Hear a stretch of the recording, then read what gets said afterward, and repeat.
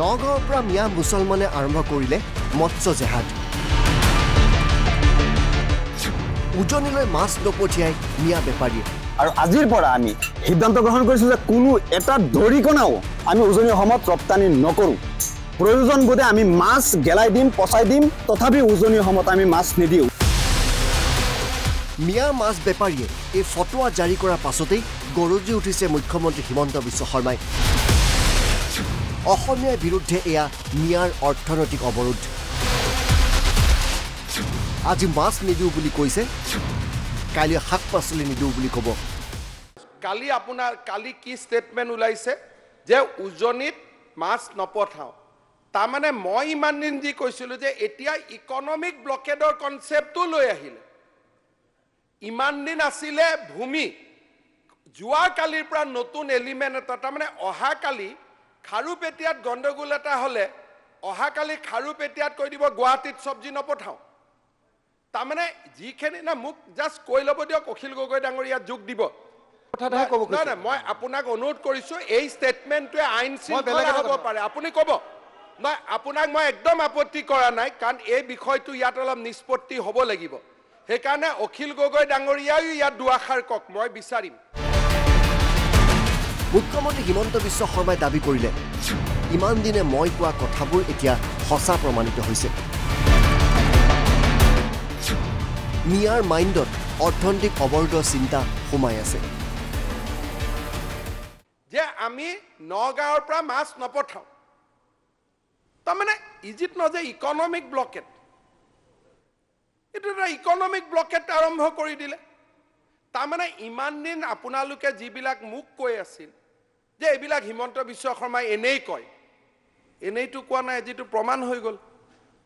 যে আপোনালোকৰ মাইণ্ডত ইকনমিক ব্লকেটটো মূৰত আছে ইটি যে আজি ইমান দিনে যেতিয়া ইয়াতে কি ক'লে যে গুৱাহাটীৰ চব্জিৰ দাম বঢ়োৱাটো এতিয়াতো আপুনি 1:1 লিংক কৰি দিয়ক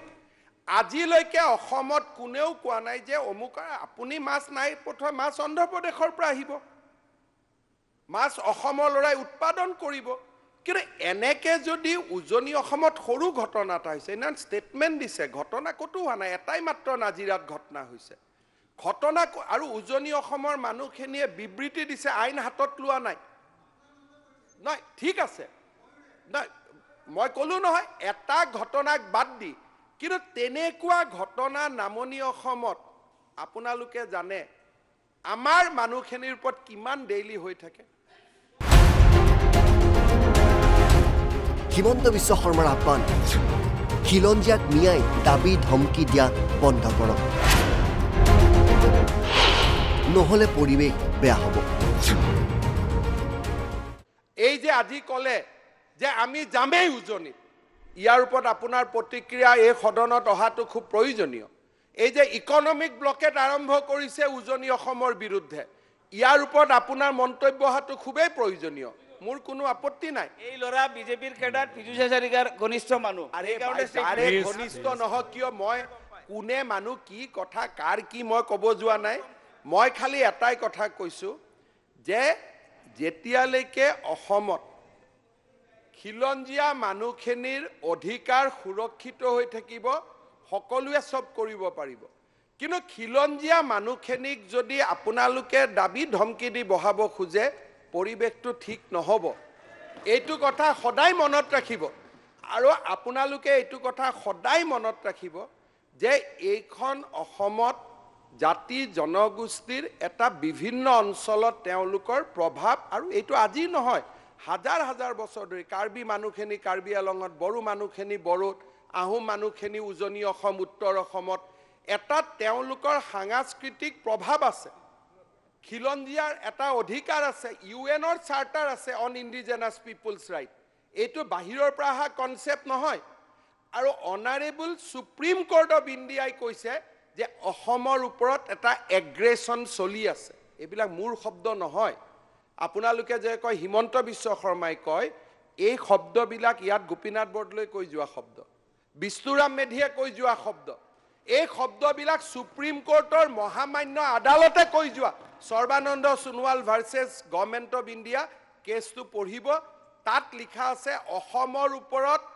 ইকনমিক এণ্ড এক্সটাৰ্নেল এগ্ৰেশ্যন আৰম্ভ হৈছে বিকজ অফ দ্য পপুলেশ্যন ডিছবেলেঞ্চ। এইবিলাক মোৰ শব্দ নহয়, এইকাৰণেতো মই হাউচক কওঁ যে কেতিয়াবা হিমন্ত বিশ্ব শৰ্মাৰ শব্দ নে এইবোৰ বিষ্ণুৰাম মেধিৰ শব্দ, মোৰ শব্দ নে গোপীনাথ বৰদলৈৰ শব্দ, মোৰ শব্দ নে অনাৰেবল সুপ্ৰিম কোৰ্টৰ শব্দ, আপোনালোকে এক্সামিন কৰি ল'ব। আইন শৃংখলাৰ লগতে এটা সমাজ ব্যৱস্থাও থাকে, সেয়া বুজিব লাগিব মিয়াসকলে। আজি যি ধৰণে হাউচত বিৰোধী দলপতিগৰাকীয়ে ক'লে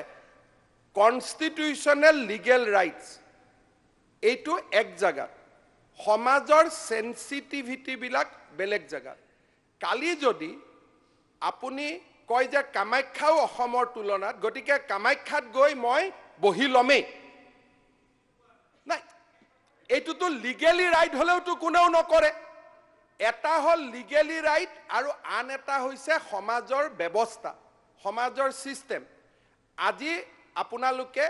আবেগত হওক কিবাত হওক প্ৰথমবাৰ বিধানসভাৰ ৰেকৰ্ডত কৈ দিলে যে আমি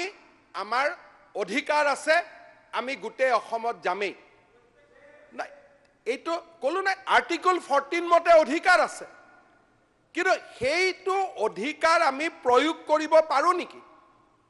আজি এটা খিলঞ্জীয়া জাতি জনগোষ্ঠী উজনি অসমত আজি এই ধৰণে তেওঁলোকে বাস কৰিছে।